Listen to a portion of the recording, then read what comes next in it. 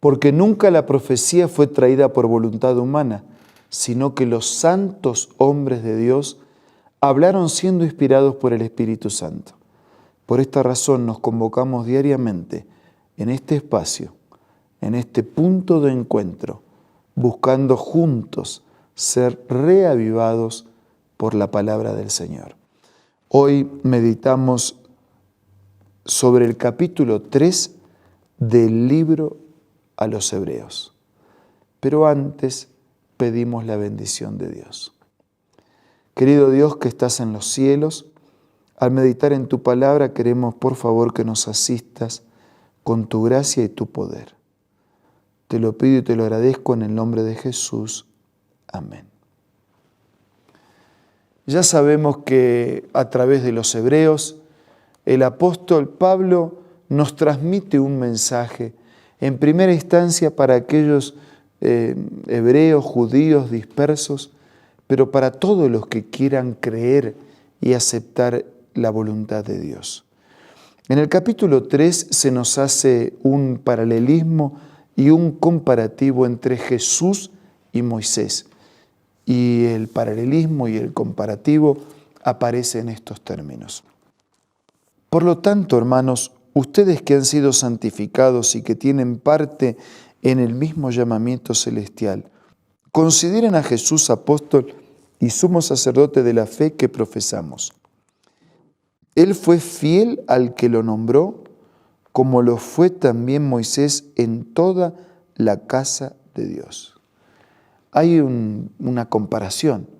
Los dos fueron enviados por Dios para ser libertadores. Versículo 2. Él fue fiel al que lo nombró, como lo fue también Moisés en toda la casa de Dios. De hecho, Jesús ha sido estimado digno de mayor honor que Moisés, así como el constructor de una casa recibe mayor honor que la casa misma, porque toda casa tiene su constructor, pero el constructor de todo es Dios. Moisés fue fiel como siervo en toda la casa de Dios para dar testimonio de lo que Dios diría de él en el futuro. Jesús es superior a Moisés, aunque los dos fueron enviados por Dios para ser libertadores. Pero Jesús es superior a Moisés porque Él es anterior a Moisés. Los dos son constructores del pueblo de Dios. Y mientras Moisés es siervo de Dios, Jesús es hijo de Dios. Versículo 6 dice así: Cristo, en cambio, es fiel como hijo al frente de la casa de Dios. Y esa casa somos nosotros, con tal que mantengamos nuestra confianza y la esperanza que nos enorgullece. Así que Pablo, escribiendo a judíos, toma del perfil de Moisés, que fue enviado, que fue llamado, que fue seleccionado por Dios para cumplir una misión libertadora, y ilustra a través del ministerio de Moisés el ministerio de Cristo, para decir que es superior, para decir que es anterior, para decir que es tan fiel como Moisés, pero para decir que ya no es solo un siervo de Dios, sino también es el Hijo de Dios. Y ese título de Hijo de Dios no es que lo hace más chico, porque el Padre es más grande que el Hijo. Ese título, Hijo de Dios, tiene que ver con la divinidad de Dios, porque el Hijo de Dios existió eternamente, así como existió el Padre. Y así también como existió el Espíritu Santo. Las tres personas, pero en un solo Dios. Dios el Padre, Dios el Hijo y Dios el Espíritu Santo. Y desde el versículo 7 en adelante hay advertencias de Pablo hacia la incredulidad.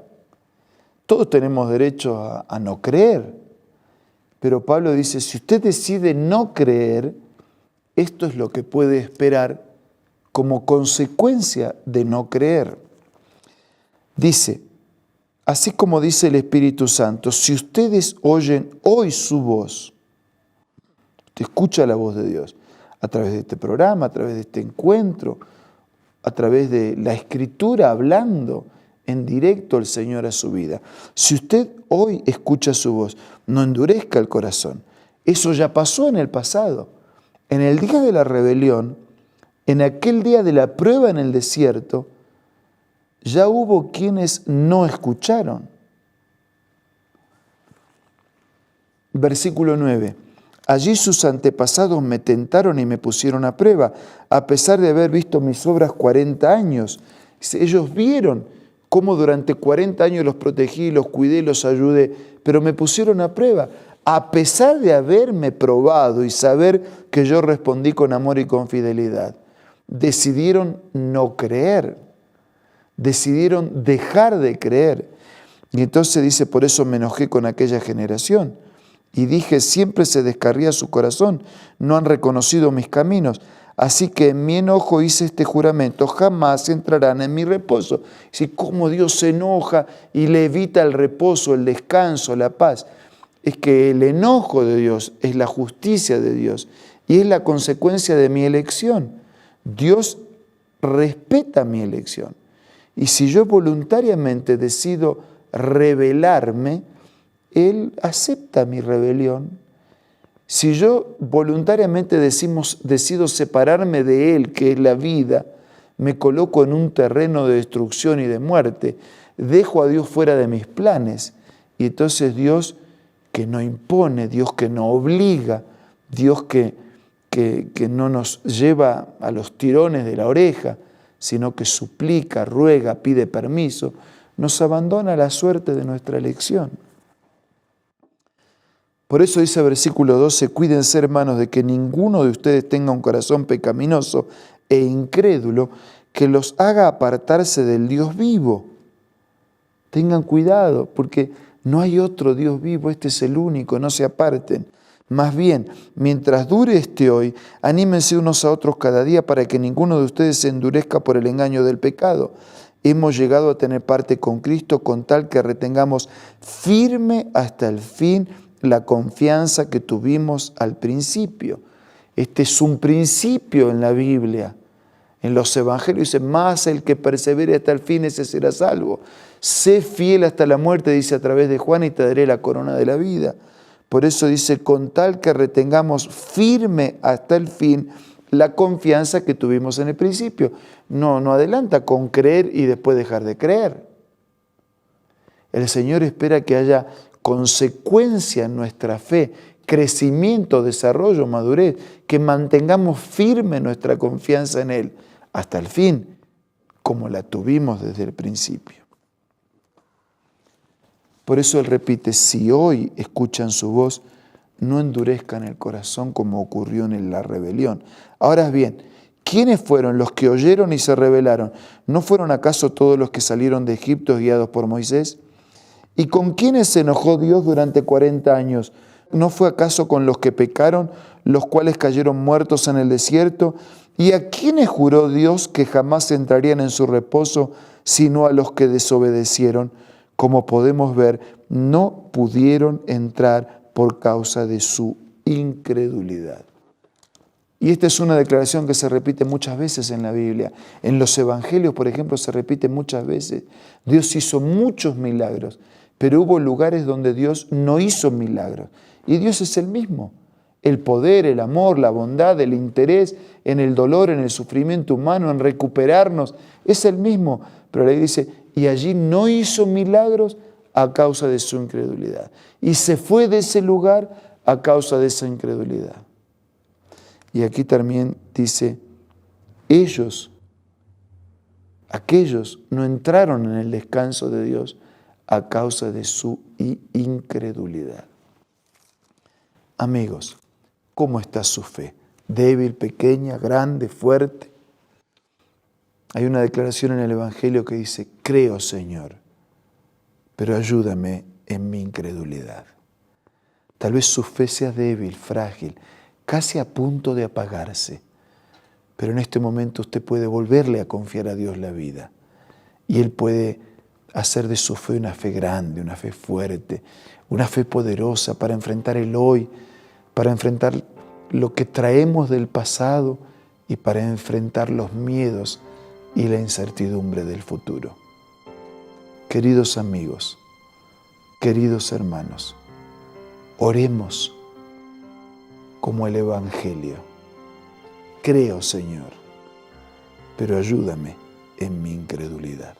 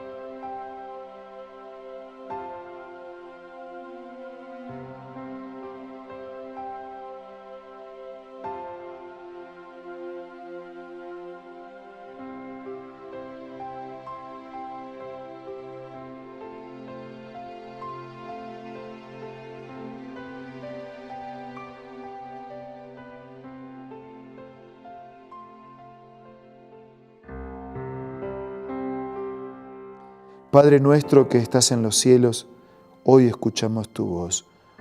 Hoy no queremos que sigas de largo. No queremos que nuestra casa y nuestra existencia se quede sin tu presencia. Señor, perdona si en algún momento hemos dejado de creer. Perdónanos si nunca te hemos creído. Y ayúdanos a creer de verdad, de corazón, a fortalecer nuestra confianza en ti y a vivir este día con fuerzas diferentes.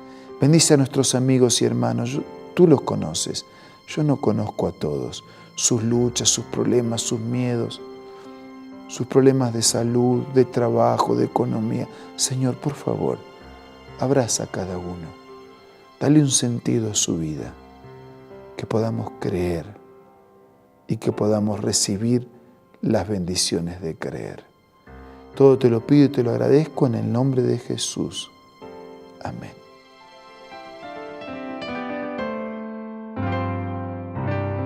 La Biblia, la palabra de Dios, es una carta donde nuestro Creador expresa su amor hacia la humanidad.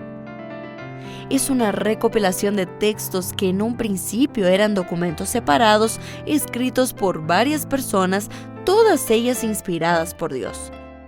Primero en hebreo, arameo y griego durante un periodo muy dilatado y después reunidos para formar la Biblia cristiana.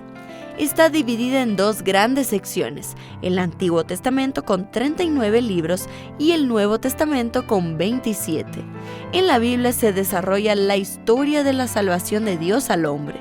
En toda ella hay una línea conectora que une todo: Jesucristo. Es el personaje principal de la Biblia y el cual trae la revelación definitiva de Dios. Es considerada también el manual de nuestro fabricante. Es vital tener este ejemplar en casa y descubrir su valioso mensaje. Busca también en tu App Store o Play Store y encontrarás varias opciones. No olvides descargar también el aplicativo Reavivados por su palabra y sigue la secuencia de su lectura. La Biblia es la palabra de Dios. Muchas gracias por su compañía de hoy. Nos reencontramos mañana para seguir siendo reavivados por su palabra.